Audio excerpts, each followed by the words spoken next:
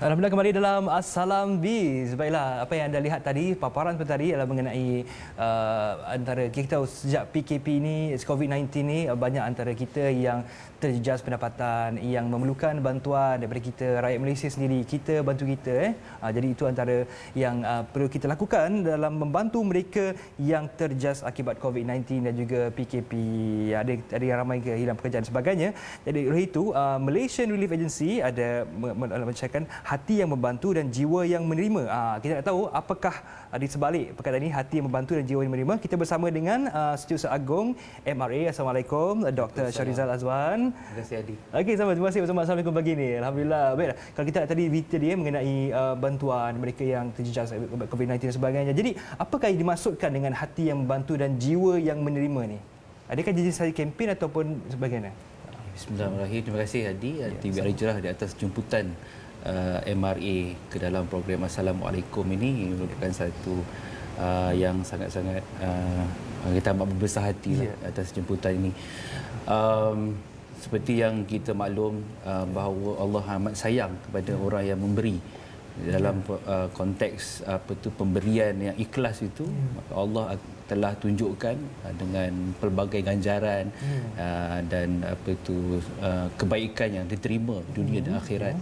Dan sesuai dengan suratul Baqarah ayat suratul Baqarah 261 berkaitan dengan perumpamaan orang yang memberi ini adalah seumpama sebutir benih yang menumbuhkan 7 batang tangkai dan setiap tangkai menghasilkan 100 biji.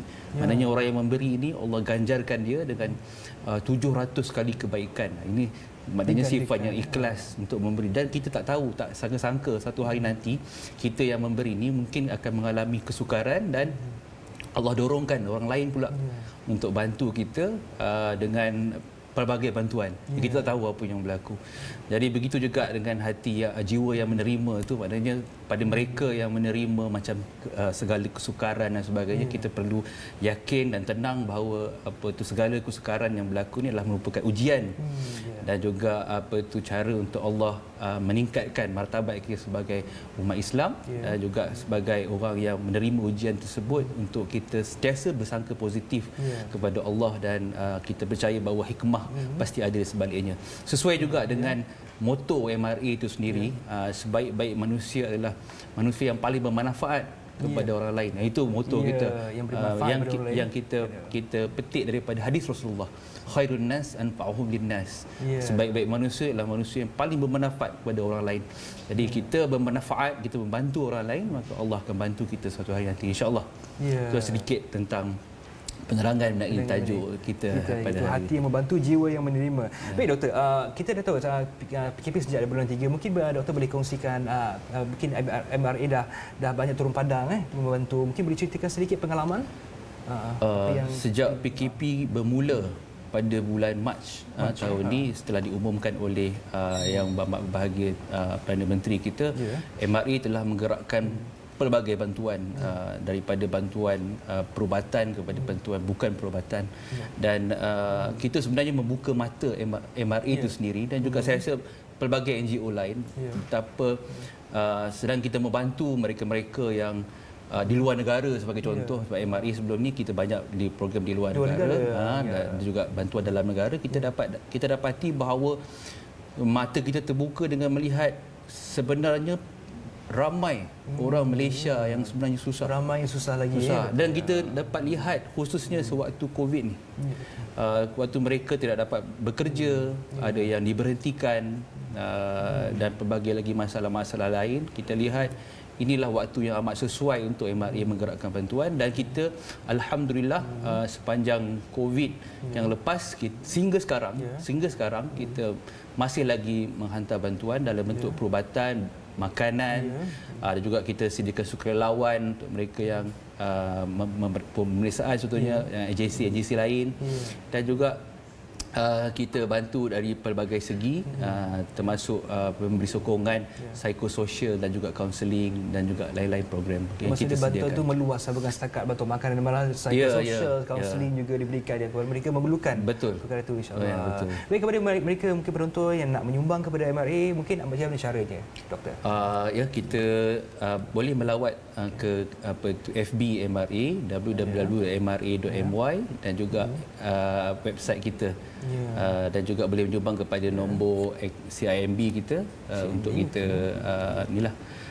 bantu seikhlas mungkin kerana keperluan sentiasa berterusan.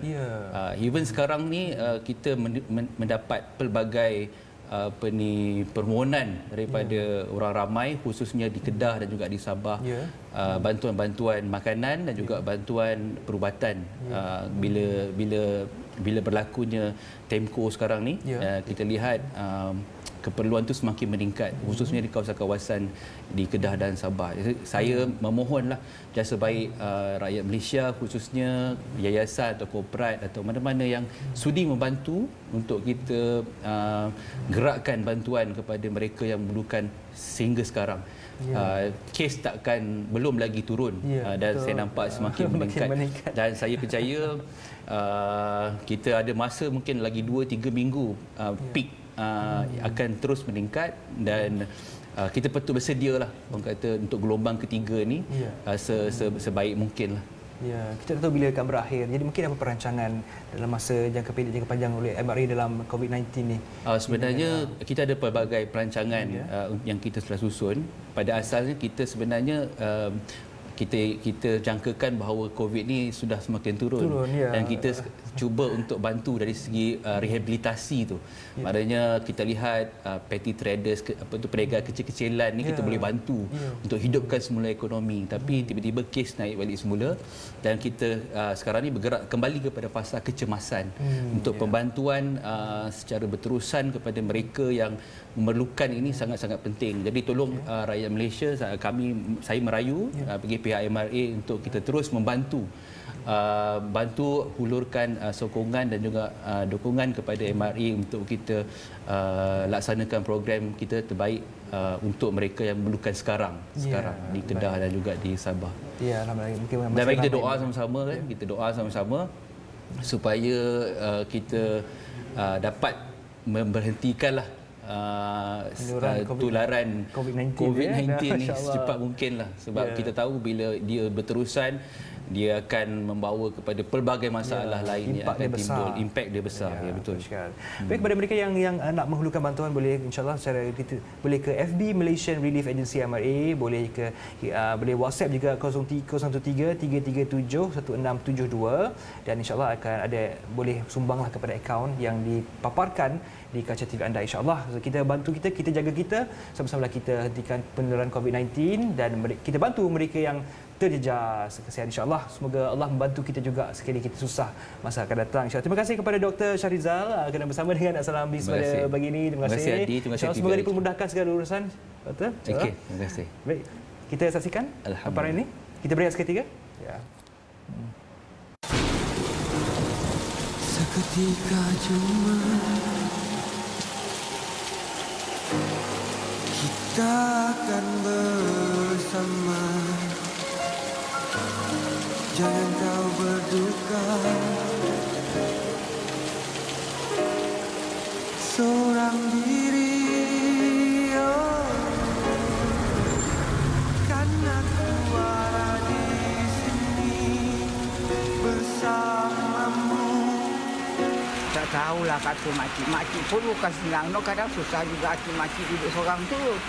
Dah kadang masa susah-susah tu aku baca lah Yasin tu. Sampai habis tu aja.